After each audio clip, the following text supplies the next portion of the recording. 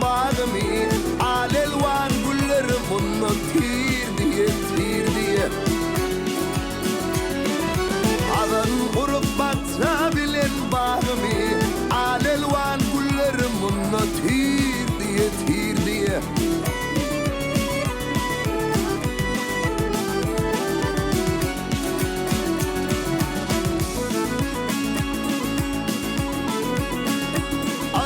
Kurtulmadık başa gelen hadadan Dertli yürüp kaçan diler hadadan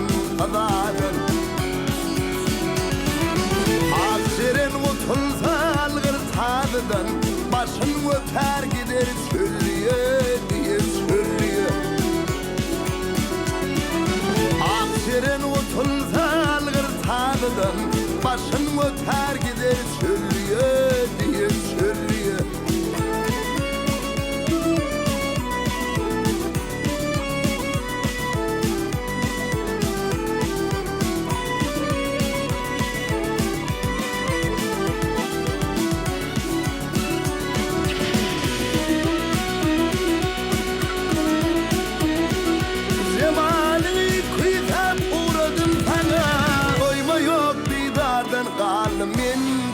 min dağa Aşın bağda seni uzadıp bana İçirdin ağabeyini balliye diye balliye Aşın bağda seni uzadıp bana İçirdin ağabeyini balliye diye balliye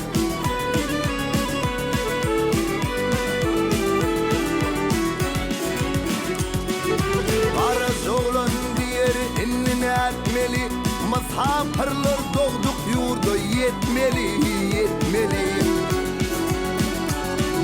Sen gittiyan ondan menem gitmeli Sen getirdin beni gelliye diye gelliye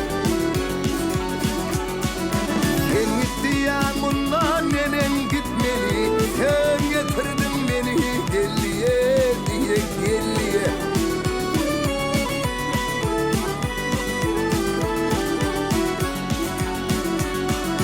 Akseren otursa algır tanıdan Başın öter gider söylüyor diye söylüyor